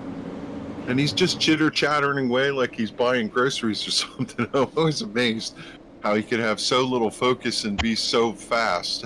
So I'm looking for the 39 to make a little noise, but we'll see. Nobody's had anything for Kuhn, and Kuhn jumps on the gas. He's going to, again, get away cleanly. Great restarts for that leader as Landon Huffman has to settle back in there in 2nd, 3rd. Brandon Wilkinson. Now let's see if Wilkinson can go to work and get to that 2nd spot. This is the time to get it done. We're inside of 80 laps to go to Five Flags Speedway, so it's going to click off pretty quick. Mentioning Daniel Falkingham, he's making the move on Racing Vernon. Falkingham now is going to put that number 39 car into the 5th spot. So here he comes now on the charge. Still a little right side damage. Hadn't had a chance to fix that up yet, but not slowing Falkingham down as he's off in a turn 2, looking to pull away from the 51 of Racing Vernon. Yeah, that car looks a little loose up off the corner, not really stable, and Vernon is to the back bumper trying to push him as Vernon got up against the outside wall here on the front stretch as yellow comes out, and that allowed Falkingham to slip underneath. I don't know, maybe Falkingham just doesn't match to to this particular car. Some drivers, they do great in a truck and can't do anything in a specific car, as well, the 7 has been in a bunch of mix-ups here tonight, but that one, nothing he could do. The 0-2 sideways in front of him. Wow, Barrow makes it through. Cars come together. Amazing. Barrow makes it through that accident with no contact with the 0-2. Yeah, it's just incidents in the back that just really innocent incidents that add to our caution count. That's caution number 12 on the speedway. Caution lap number 1, caution 8, lap 15, 35, 49, 59, 66, 74, 99, 106, 117, 125. So it looks like, Joey, the longest runs that we've had, 10, 11 laps, something like that. So if we look at that and break that down, I would think that with about 20 to go, you got to be done. Yeah, you got about 5 to 10 lap sprint runs right now. The 43, one of the few leaders who's going to take the chance to get tires here on lap 127. That's Hayden Sprague down, getting 4 tires on that 43 machine. He should be good to go to the end of the race, and he will obviously have the freshest tires of anybody in the field. It'll be interesting to watch and see what happens, how fast he can get through the field. You have to love the modeling of this racetrack and how authentic it looks. I've never been there, but I've seen pictures of it, and I've seen races on TV, and it does literally kind of feel like we're right here. The way they've designed the fences and the infield, and even the pit road with the pit boxes and everything, it has that feel of a late model race. It does, a beautiful racetrack, but we were even talking about the super late model, what product they put out, iRacing here with the super late model. In my opinion, I wouldn't say as far as the raceability of it. I mean, I don't race it a lot, but I think it is the sexiest race car on the service. I think they got everything right about it. It's got the best engine sound of anything that we race. I wish they could get this engine sound, how realistic it is in these cars and the other race cars that we race on iRacing. But this car in my book is a 10 out of 10. And my son lives out in Seattle, and we went out to Evergreen where they run these cars, and they're just amazing out there. Another mecca of a racetrack. And my brother used to run these cars at Flemington Speedway, and I've always loved the late models. It's a favorite class. Getting ready for the restart again. Again, a spectacular restart as we see, wow, Falkingham cuts hard left in front of Racing Vernon to protect his ground there for that 4th position. Slow up off the corner, Vernon shoves him out as the top 3 have broken away a little bit. And look back there, beaten on the back bumper of the 051. It's the 18. He's coming in that number 18. As we mentioned, Josh Parker's the defending champion of this race. He won it last year, looking to come and make it the first 2-time champion. He's had an up and down night. As we mentioned, he was a lap down earlier. He's made it back a lap down and back challenged. Oh, the 39 of Falkingham sideways right in front of Vernon. Parker's going to miss him. Oh, Falkingham, more contact. Vernon in the wall. Oh, yeah. How about that? Falkingham sideways saved it, and then he and Vernon just never got off of each other and were beating and banging all the way through. Yeah. That's what you expect on a short track, just showing his displeasure, and they're going to play a little bumper cars out there as the rest of the field stops to watch the show. And I'm sure that they'll have words like we said. I think that's the pair that we called earlier in the race. If y'all don't mind, park the 051. I don't know what the original was. Park the 051, please.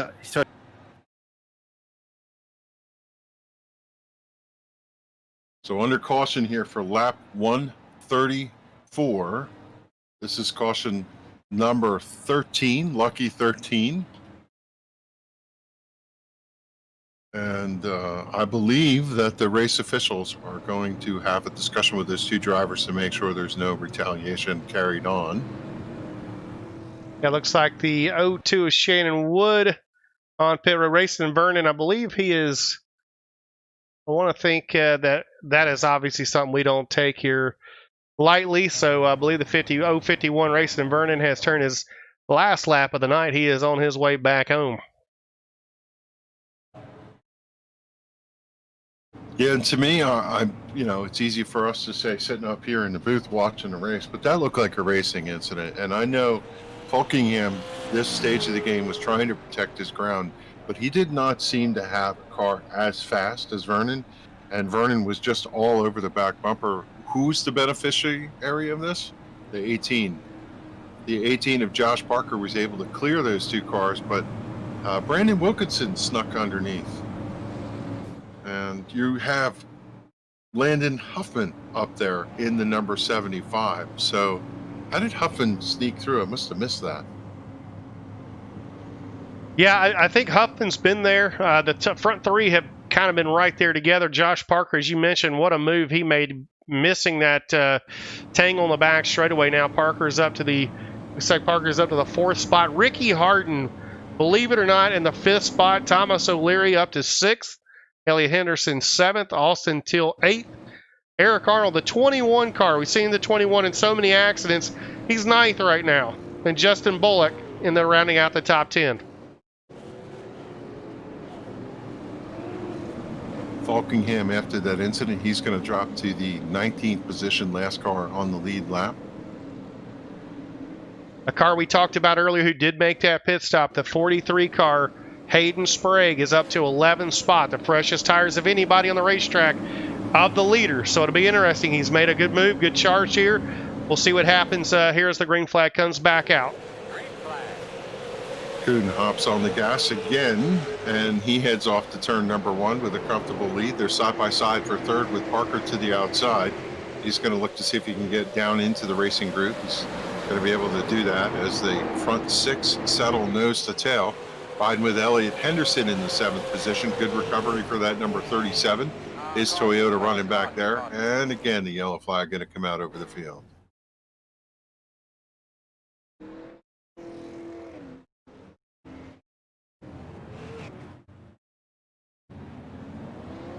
Hey guys. Can you pull out? Ricky, can you park the 21, please? Can anybody hear me? Yes. Yes, Park I the hear you. fucking Sorry, 21, please. Thank y'all. 43 got involved. Let's see, who else was over there? The 62 of Dinsmore. I haven't talked about him that much. The 08 was involved. Joseph Burgess in the 54 was involved. That was ceremonially, Joe, the big one, as you'd say. The big one, yeah, and I'll need to go back here. We're going to take a look at that caution off in a turn 1 here. We're going to back up a little bit further. So the 21's involved. 16.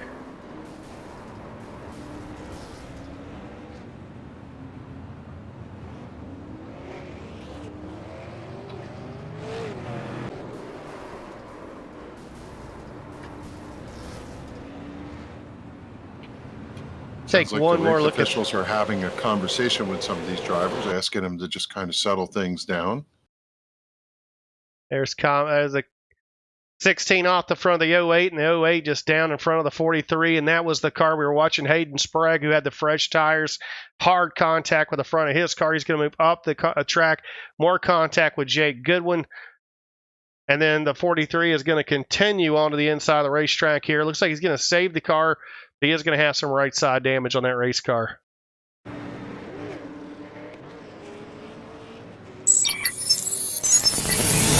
Yellow fever through the middle of this race as we see everybody just kind of shaking their heads, trying to figure out how this is going to play out. I see Jason Barham, his car looks pretty good, that number 99, running in the 11th position. And if you're the leader out front, I don't know if you like these cautions or you want to have the thing go green. Right now, Ryan Kuhn has led the vast majority of laps tonight and gets out front, gets protected, and before he can catch the back of the field, caution comes out. So at least he hasn't had to deal with lap cars here, Joey. He has not had to deal with lap cars, unfortunately. Only 18 cars. So what is it? We have 18 cars in the lead lap right now. Yeah, every time they get this breakaway, we have a caution when they're 5 or 10 laps, unfortunately. But so it's making it more of a sprint race. So you got to do something quick with that 94 car if you're going to try to take the lead away. All the more reason we saw Daniel Falkingham trying to protect his positions of whatever track position at this point is going to be premium as these last 50 laps come about.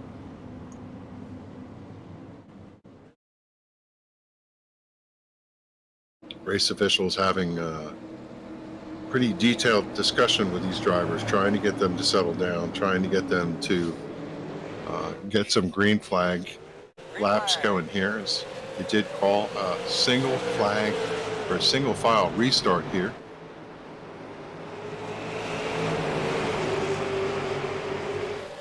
Well, that's a good call for sure. Pace car is about to duck off and let Ryan Kuhn come back to green flag conditions. Landon Huffman right to his back bumper as Kuhn jumps out. Huffman comes up through the gears. The two of them head to turn number 1. Side by side back there for the 10th position. Good start for Justin Bullock. He drops underneath the number 8. And they make contact. The 8 bangs against the outside wall. Oh, we got a spin. 75, Landon Huffman gets contact. Brandon Wilkerson makes contact with the back of Landon Huffman. Try to talk me through what's going on again. Unfortunate break. Wow. Ricky Harden spun in there, and he makes contact with the 75.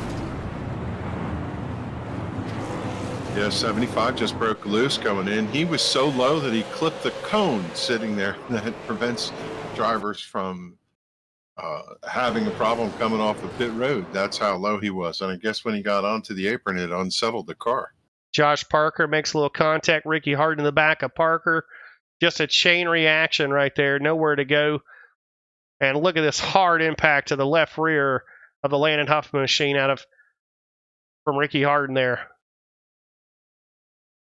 Tough break for Harden, who had made his way all the way back up. Now he's going to have to reset the clock and go back in. And yeah, that number 75 showing some damage on the right side from that contact. And I would expect as he catches to the back of the field, he and Harden are going to go to pit road. They drop down on the apron. And they are indeed going to turn left and head to pit road for service, along with a couple other cars. Tough break for Huffman. Lost control of the car, was running in the top 5 for most of the race.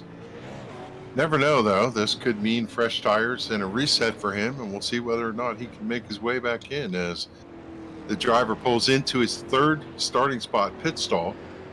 Right side tires going on, hammers are out, beating and banging on the 1 wraps. Number 75, and he only changed right side tires, and back off he goes to the racetrack to reset. Well, 50 laps to go, Kevin. It is definitely go time here. I know these guys would love to see some green flag racing. Huffman's going to jump back on pit road. I believe he's just trying to get as much damage as he can fix to keep that car from going a lap down so he stays in contention. Still 19 cars on the lap, but there's quite a few that are damaged in front. It'll be in front of the 75 car when we get back to racing. 43 of Hayden Sprague, he pulls down to the attention of his crew. Don't see any tires going on the car, but it looks like they're fixing a little bit of damage, just trying to get that car a little square, a little straightened out. The 8 of Randy Yoakum down there, and the 75 did come in, changed left side tires that time, and he's going to return to the battle. Landon Huffman, we'll see where he's going to schedule. I think he's going to come somewhere about 17th, Joe, when he lines back up. Yeah, looking back, it's right now the 18th spot. It's going to be right in front of or behind Randy. No, actually 17th now. He's going to be just ahead of Randy Yoakum. Thomas O'Leary in front of him.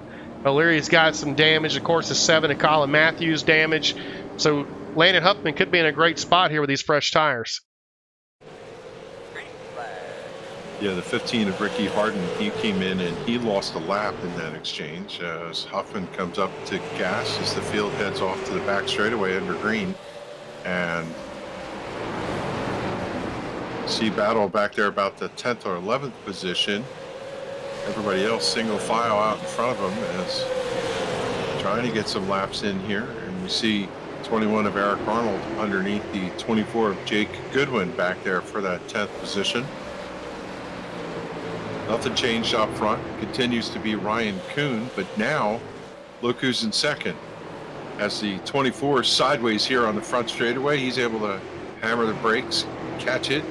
Jake Goodwin almost with incident here on the front straightaway, but he keeps it going. Falls back to the 12th position. David Cassidy able to get around him. And now we have everybody kind of running nose to tail. And we're going to focus that attention out in front as Josh Parker in second. And we'll have to see how his lap times compare to Ryan Kuhn, who's leading out front. What a race for Josh Parker. We talked about the up and down of that Interstate Batteries Camry tonight. He is the defending champion of this event. He's worked his way back from a lap down now to second place in the event with just 44 laps to go. What a drive for that Interstate Batteries car.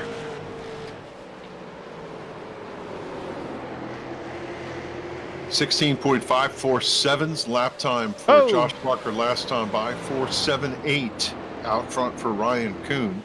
Kuhn clicking off some quick lap time, still pulling away here as Josh Parker just doesn't seem to have anything for him. Daniel Falkingham, he has come to wow. Sorry to interrupt you. The 25 of Tommy Ryan had some major handling problems. He got completely sideways a lap ago, and this time in front of the 31 car of Brandon Wilkerson. Wilkerson made contact with Tommy Ryan. Now he has dropped back to the 7th spot as he was running in your top 3. Yeah, he was running 3rd, in fact, and that allowed Falkingham to get up there and claim that 3rd position. And now I see a little bit of speed coming out of Josh Parker. 16.607 to a 16.630. Faster than your leader that time for second place runner Josh Parker. 161 laps in the books. And for the first time tonight, that 18 has run a faster lap than your leader out front. Wow, I don't think many people can say that. Parker may have made a little contact with the wall there out of turn 2, but that damage didn't look like it was there before. But a little damage on the right front of that Interstate Batteries Camry. Parker's going to dive it off into turn 1. Off nice and easy down the back straight away as he's looking to close in here and get a chance to win his 2nd event in a row. Kuhn, Parker, Falkingham, Wilkinson, and Henderson are your top 5. Sitting back there at 6th, started 31st. Running 6th right now for the 99 of Jason Barham. As I don't want to jinx us, but it looks pretty good. And now you have to wonder, will opportunity present for Josh Parker if they catch the back of this field? It'll only be a lap or 2 before that's going to happen. Well, you know, Josh Parker's begging to catch up to the back of the field. That's all he needs is just a little help. And that 18 car is going to be right there on the back bumper of Ryan Kuhn. Fast Lives ticking off, and it is quick around here. We said 16-second laps, so we can crank a bunch of them off every minute here. And man, Kuhn is hooked up. That car going really well. Good up off the corner, uses all the racetrack right up against the outside wall without brushing it. Dives down to the white line, just nicks the cone almost. Going through turns 1 and 2, it is a perfect demonstration of how to get around 5 flags as that car is hooked up right out in front of him though. 2 cars battling for that 19th position, Colin Matthews and Joseph Burgess, who's a lap down, and they're going to collect him pretty quickly as they're still running side by side, which has got to be Ryan Kuhn's worst nightmare. Absolutely. This is not what you want to see, is when you, as the leader, as the laps start ticking down and you got 2 cars racing that are side by side. Looks like they're going to give way though to the leader. The 26 car is going to move up the track. Ryan Kuhn going to make easy work of that car. Still going to hurt his exit off the corner though. He's not allowed to use all the racetrack out to the outside lane. But we'll see whether or not Josh Parker is going to encounter the same thing. It's all about where you catch the car and it's going to hold Josh Parker up. The 26 came down in front of him. Parker's not going to be happy about that. Those two lap cars slide up, and Joseph Burgess is going to go down underneath the 7. Here comes the third place car into that mix. Brandon Wilkinson trying to get underneath these lap cars and go get those top 2. Daniel Falkingham right behind the Wilkerson machine. Falkingham was there in the 3rd spot, so Wilkerson now makes that move as he's got the car on the charge right now off into turn 1. Falkingham from that 4th position looking out the front windshield trying to get to the number 31 of Brandon Wilkinson. He's closed in to within a car length as they go underneath Joseph Burgess. Burgess bangs off the wall trying to let the leaders go by. Out front it continues to be Ryan Kuhn. He is chasing down the 15 of Ricky Harden. Ricky last car on the lead lap running in that 20th position. The leaders just about caught him. Harden going to do the nice move there, move to the outside wall. He's going to let the leader go by. Will he impact Josh Parker? Parker unable to go all the way to the outside, but doesn't seem to be hampered that much. Now the question is, 175 laps. With 25 laps to go, can Josh Parker chase down Ryan Kuhn and steal the victory here today at Five Flags? Well, that's exactly what he needed. Caution out on the racetrack. This is going to give Josh Parker a chance to get right back to the back bumper. It's the 8 of Randy Yoakum in the wall, who's had such a great race. Hate to see that for the 8 team here. We'll go back and take a look what happened. Now the $1 million question is, will they pit for tires?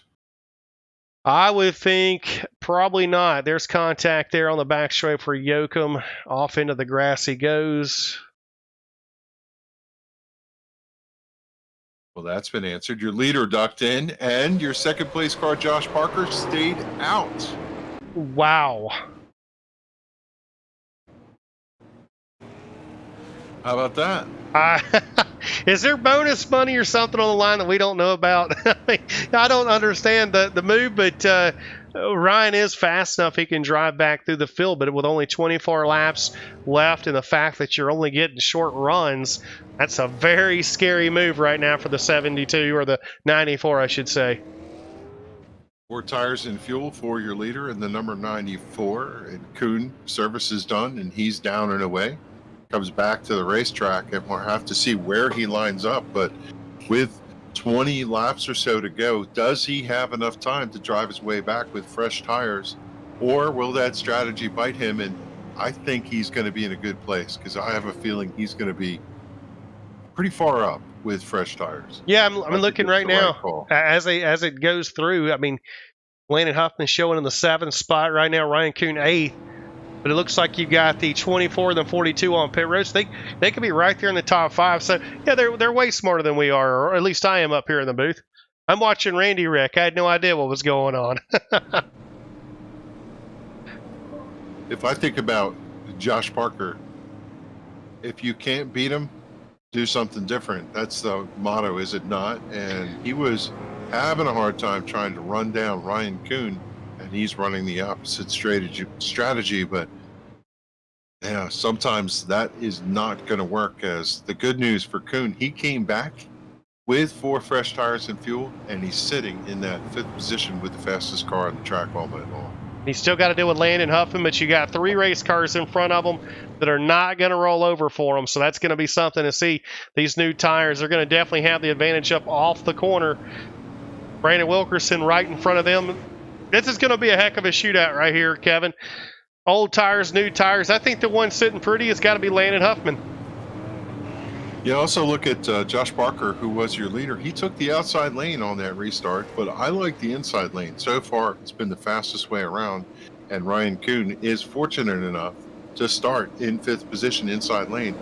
We're going to see how this thing shakes out quick, fast, and in a hurry. Pace car goes left and is going to turn it over to Josh Parker.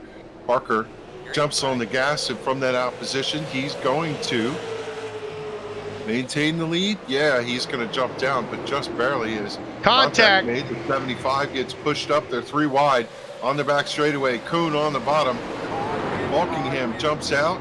Contact between Kuhn and the 75. Caution back on the speedway. That's what Josh Parker wanted to see. Yeah, no doubt. It looks like maybe troubles for the 37 over there to bring out this caution. Caution number 17. That's just a self spin by the 43. Nobody around him, makes no contact with anybody else, just to spin to the inside of the racetrack.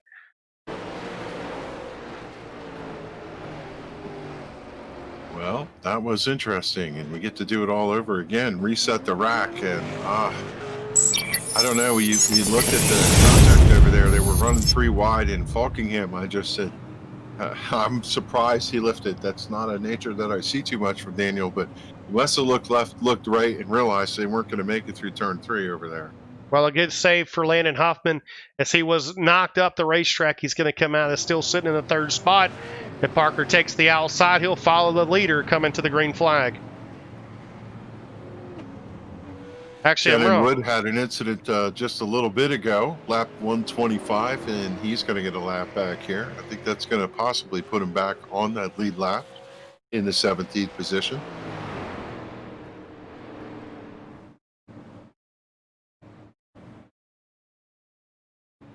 You know, Joey, they say the cream rises to the top, right? And we know that we've seen a bunch of these different drivers who have made a name for themselves or run really well here tonight. Wilkinson, Hoffman, Kuhn, Falkingham.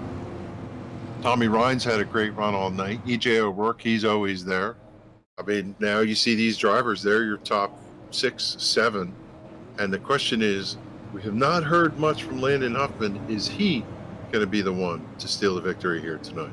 He's got the freshest tires of, well, he's the first car with the newest tires. He's obviously got to hold off the hottest guy here, Ryan Kuhn, who is just behind him. But this restart will be interesting. I mentioned a while ago that Parker goes the outside. What it's going to do is pin Huffman down behind the 31 of Wilkerson, who does not have fresh tires, and that'll put Ryan Kuhn in behind the 18. So that'll be interesting. That's probably the best play for the 18 machine, to get a good breakaway and kind of put a little disadvantage to the 2 cars with the fresher tires.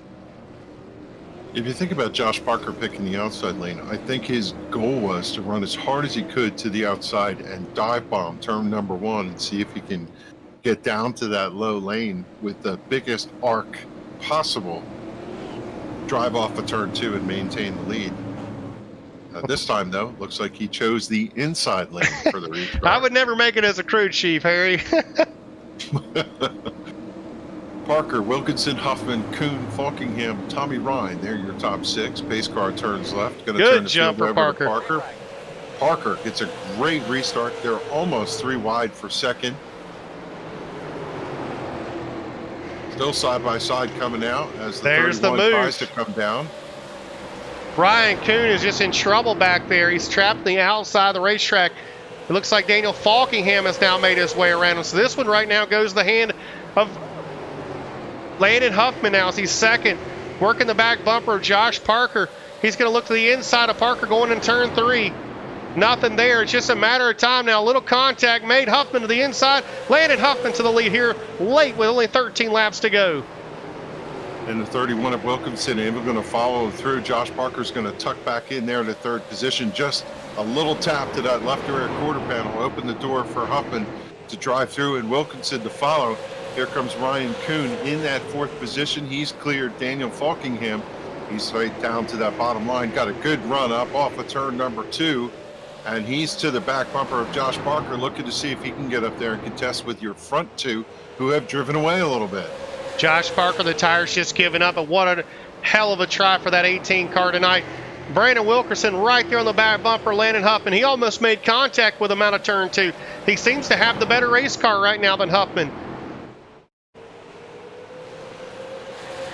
Here comes Ryan Kuhn. He's going to complete that lap 192 with a 16.417 to 16.427. So a 10th faster than your front 2. And Huffman, he can't look out the back mirror. He's just got to hang on and drive as hard as he can for the final 7 laps, trying to score the victory here, as here comes the 37 car sitting there in the mix. Yeah, that just blew my mind. I was like, where did he come from? So you got a lap car there, and a caution's back out on the racetrack. Oh, this is going to set up for a short track shootout here. I'll tell you what a great run for Huffman and Wilkinson. The two of them had really fast lap times there. Looked really impressive, and you've got to go back to the move made by Landon Huffman. He wasted no time getting underneath Justin to take that lead, even with a little bump to the rear quarter panel, but open the door and able to drive away. And that's what they're going to need to do in order to keep that Ryan Kuhn, number 94, back there in that third position. Well, unfortunate for EJ O'Rourke, his night just got a little worse, a little damage, a little contact. Spun the 41 car, the Gary Mercer Trucking Chevrolet, around and hard impact the wall. EJ was looking good inside the top 10 there. Got to work his way back up with just 6 laps to go.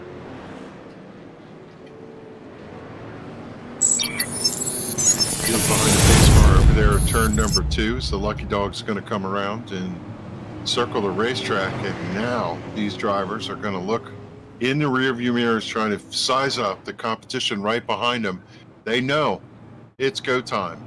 It's a sprint race right to the end. Huffman, is he going to get the victory here tonight? Will Wilkinson find a way to get by? And how about Ryan Kuhn, fastest car on the racetrack all night long, sitting there in third. And this has to help him a little bit, Joey. It's going to put him right in contact with those top two. Yeah, the 37 should be getting out of the way here, and that'll put the 72 car of, or the 94, I should say, of Ryan Kuhn right there to the back bumper of the front two. So I don't know if you're Landon Huffman. I'm not even going to guess what line he's going to take. We'll just let Landon decide that here shortly. It's going to be interesting to see what he does do and how he tries to hold that 94 back with just going to be short 3 laps to go. We do have 2 green-white checkers, so this thing is not over yet, Kevin. We still got a little bit of ways to go. And you look right behind those top 3 who look like they've got the fastest cars, and you got Falkingham and Josh Parker sitting there, and you have to wonder, could opportunity open up where the top 3 get involved, and then those 2 are able to squeak away? You know that Parker's car, worn tires, probably not going to be a factor, and Falkingham just has not had the speed that the other cars have had, but he's still in the hunt right here, and anything can happen with just a handful of laps to go. Well, this time around, the lights will go out on the pace car. We'll see where Landon Huffman right now is looking the inside. So that would have the 94 machine of Ryan Kuhn behind him. Brandon Wilkerson to the top of the track, Falkingham behind him. So there it is. Huffman will take the bottom. So we have the opportunity for 2 green-white checkers here. Working lap 199. It'll be 200 when they drop the green. Huffman, Wilkinson, Kuhn, Falkingham, Parker, and Justin Bullock are your top 6. Those 3 rows getting ready to do the ultimate battle and see who's going to win this as Huffman kicks the gear. He's going to drive off, get a good restart, the 72 car number. And yellow comes out right away, so there's no sense in calling that. And no change up there in that top 4. Big wreck back here. Yeah, on that restart, looked like the Ryan Kuhn machine got a little bit loose, a little bit sideways. That helped Wilkerson get back to the inside. I know Huffman hates to see this caution come out. We'll go back and look. Yeah, the 24 and the 08 made contact, and then the parking lot on the front straightaway. Actually, if I'm Huffman, I'm okay with that. Another quick green-white checker, you're going to pull down the victory here. You don't want to win that way, but I'd rather settle this thing in any way that ends up in the checkered flag. Shannon Wood nowhere to go in that incident. Who that really hurts, I think, is Ryan Kuhn, because he just doesn't have a chance to get up there and steal away that position, Joey. And he needs to get the second if he can get himself a victory here. Yeah, I don't know. I mean, get to the outside would be great, but, to be right behind the leader is even better, too. You know when he's going to take off. That'll give you the advantage to possibly get by the Wilkerson machine. If he stumbles a little bit on that restart, he doesn't quite go when Huffman goes.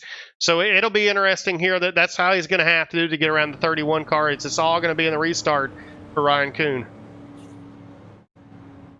And for Kuhn, he needs to anticipate the restart as best he can and see if he can get that second position. And then will we see the bumper used to get the victory here tonight? That is possible. He's had a fast enough car to get there.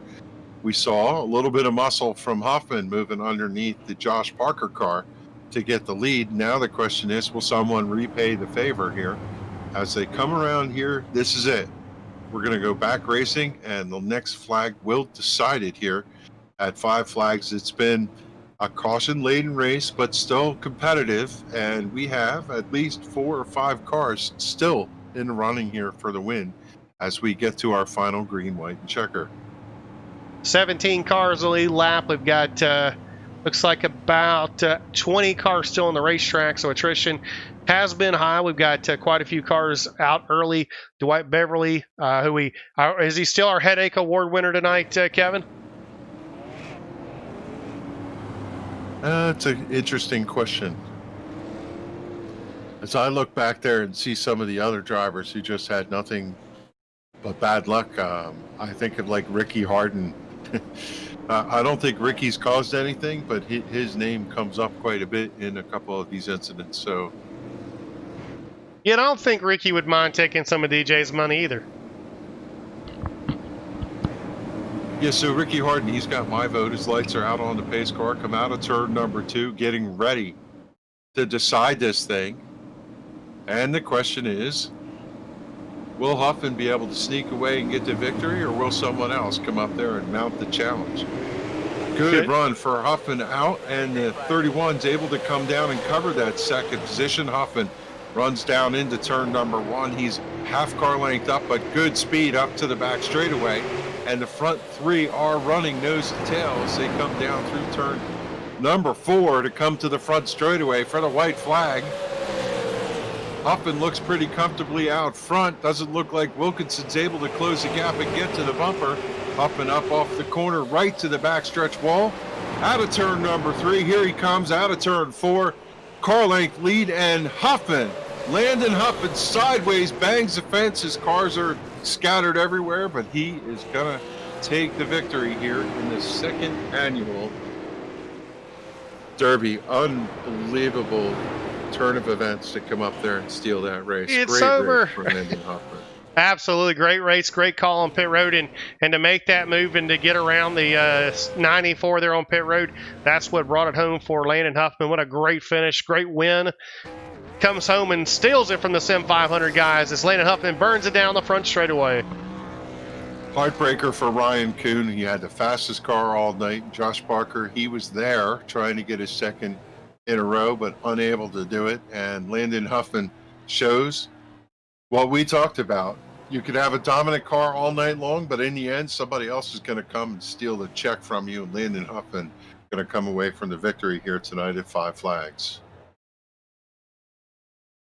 Well, Kevin, while we have a chance, let's take a quick commercial break. We'll watch a little kick-ass. We'll come back, and we'll get with our winner and our top 3. Also, there is a drawing for the drivers on the lead lap. There'll be 2 drawings. Ricky Harden will do that later. $10 blind draws to the guys on the lead lap. So that's something really cool.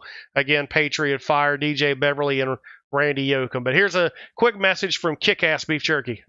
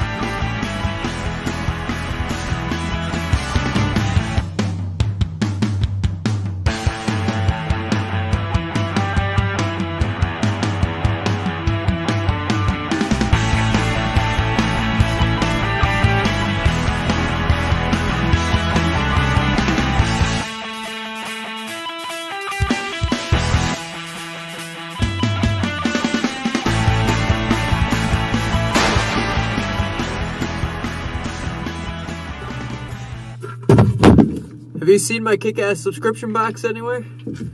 Oh, there it is.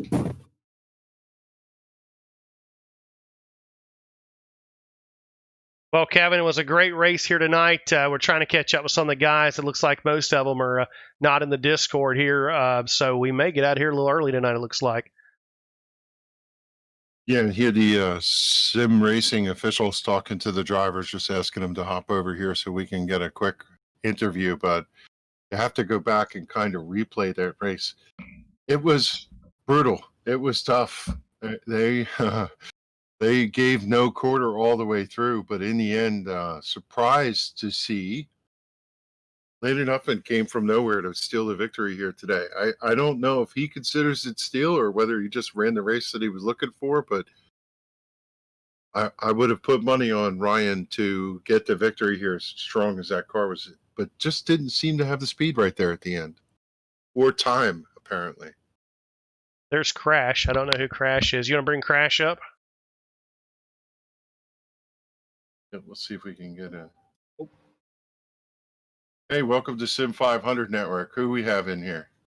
This is Landon Huffman. What's going on, guys? Well, there he is, Landon Huffman, our winner. For everybody out there watching the sim race, when they come into Discord, they have different handles, so we didn't know who we were talking to, but we do now. And Landon, how about that? We would we would have guessed that 94 was unbeatable through that whole race, but you got up there and asserted victory there at the end and got yourself the win. Yeah, I felt like if I could have gotten track position on Ryan, I thought I was just about as good as he was. I just never could get it, and then it worked out there towards the end. I was running second. I thought that I was going to have something for him. I was putting some pressure on him, and B. Wilkes drove through me on accident, and so that turned me around, went to the back. We got lucky, didn't get any damage, and then kind of played the tire strategy there, took two, and it just worked out. But I actually was surprised they held on two tires there, but she all worked out. To say that it was an eventful night, I think is an understatement with almost 20 cautions. How do you get your rhythm and figure out how to make your way through the field to get to be in that top five for the finish? I don't think you really have a rhythm when we have repetitive cautions back to back. We did have a couple of green runs there that were fun. These cars are a lot of fun on the service, especially at Five Flags and these short tracks. They're a lot of fun to race, especially when you're around guys like Ryan that understand how to drive and race side by side with each other without running each other over. So all in all, I think the race was probably about as I expected. I ran the fixed snowball derby here that Speed 51 put on, and it was the same way. So it's just a product of these cars and everybody trying to fight for the same real estate. Yeah, fair enough. And we saw you using every inch of this racetrack, sometimes bouncing the right side of the car against the retaining wall, just trying to get as much speed. Looked like you had a pretty good handle on the racetrack, though. Tell us what the racetrack was like in these conditions. I think the biggest thing we were fighting was, this setup trended a little on the tight side.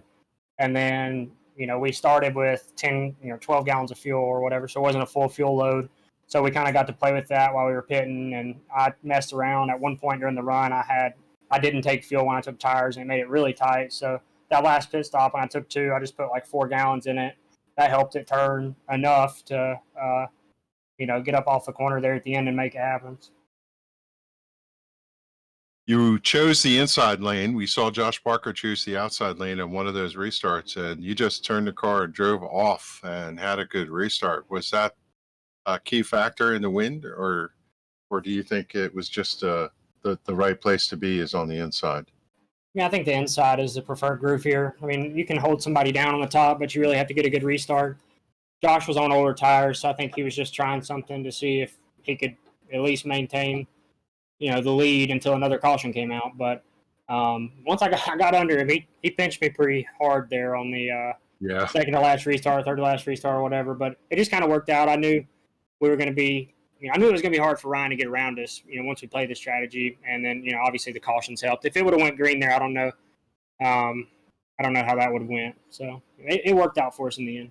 Yeah, the good news for you is you got out far enough. You were about a half car length to 3/4 car length. I don't know. Did you ever look in the rearview mirror at the back in that last lap, or were you just heading out the front windshield? No, you're always looking in the mirror and, seeing, especially since Brandon drove through me earlier. So I was kind of expecting it again. But, I was cognizant of it, and, it all worked out. But I just thank everybody that put this event on, Joey Gattina and Ricky Harden. I've seen a lot of names tonight, heard a lot of voices tonight that I haven't heard in a really long time. So it was pretty cool to be involved in that. And I've been on the sim for a really long time, and I took a good bit of 7 years off and come back, and to see a lot of the same faces, it makes it really cool. Well, we enjoyed watching you come up through the field, contest for the win, and take the win with authority there at the end. And great job tonight, and congratulations on that. You're one of two. You and Josh Barker get to call yourself victors, and hope you'll come back next year to defend the title. Yeah, if y'all have me, I'm sure I'll come back. Appreciate you guys putting on the broadcast and the race. There he is, Landon Huffman, your winner here tonight at Five Flags Speedway. A great race, Joey, for him, and a competitive race. And if I look back and I think about, we didn't give enough credit, I think, to Brandon Wilkinson, who ran up front, drove through the field, got up there to contention of the win. And I think if he could have got to the back bumper, he might have had a little something for him. He had a spectacular run. And, of course, the story of Ryan Kuhn all night long. Yeah, it was good to hear, though, Landon Huffman taking the win, but obviously, the cautions here, what he expected, hard racing, tough racetrack, tough setup. It was awesome to watch. Brandon Wilkerson gave it all he had. I'm still amazed that Ryan Kuhn did not win this event as dominant as he was tonight, Kevin. But all in all, great event, and I'm excited the books are closed, and we can shut it down and get ready for 2021. Yeah, just quickly, your top 10. Kuhn finished third. Parker finished fourth. Hayden Sprague came on to finish fifth. Justin Bullock in sixth. Daniel Falkingham dropped to seventh. EJ O'Rourke soldiered on to finish eighth. Ninth place tonight for Tommy Ryan. And rounding out your top 10 was the 13 of David Cassidy. Hard Charger Award, Hard Luck Award. We awarded it to? I'm going with you, Ricky Harden. Ricky Harden, have to agree with that one. So that's going to wrap it up here at Five Flags. I still say, even with all the cautions, I enjoyed the event here tonight. I think we saw a lot of great racing, a lot of great competition, and it wasn't a given, right? We thought Ryan Kuhn could steal the win here from everybody, just dominated the whole event. But in the end, Landon Huffman emerged to take the victory here at Five Flags. What a good evening, Kevin, and I want to thank you again for coming up here. From everybody at Sim500, the Sim500 Network, we wish everybody a Merry Christmas, a Happy New Year.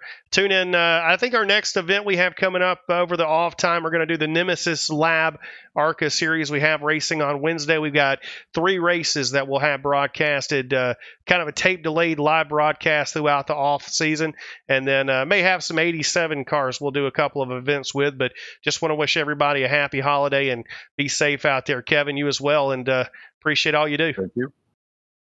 Happy holidays, everybody. Enjoy the time off. Stay safe with this COVID stuff going on. And, we're going to be racing still. Look for us on the iRacing service. We'll be here. Joey, I'm looking for a redemption after that event the other night where you and I got caught out in the back of the field. So I'll be looking for you this weekend. Yeah, Kevin, I'm excited to get back racing. I'm excited to get out of this booth too, man. I'm a driver, so we've had some fun doing this. But yeah, we're excited about 2021 just from a league standpoint. We've got some admin changes, had some great ones step down, some new guys step up. So we're excited about that. Again, 7 nights a week racing. Trans-Service Cup Series, we were actually full, 55 drivers full 2 months ago. So that series is rock and rolling. Tuesday nights, again, the Patriot Fire Super Late Model Series to debut soon in 2021. We've got the ARCA K&N Series on Wednesday night with the Nemesis Lab series, doing very well with it. Taking a break on Thursdays, the 87 car, but it'll be back in 2021. And, of course, the favorite Midnight Thunder, Friday night Midnight Trucks. We got the great Steve Herring back as an admin. If you haven't raced in Midnight Thunder and Steve is your admin, you're missing out. 3 years he's been retired. I pulled him back in, so I'm excited about that. So we'll see you in 2021. www.sim500.com. Yeah, you got a great crew. It's time to tell you this copyrighted telecast may not be reproduced, retransmitted, or used in any form without the authorized written consent of Sim500 Broadcasting. Sim500 would like to thank all of our loyal viewers, and we hope that you enjoyed today's broadcast. Happy holidays, everyone, and congratulations. The second annual Sim500 Patriot Fire Derby event here at Five Flags is in the books. And we get the tip of the cap to Landon Huffman, our winner. For Joey Jatina, my name is Kevin England. Thanks for watching, everybody, and we'll catch you next time on the Sim500 Network.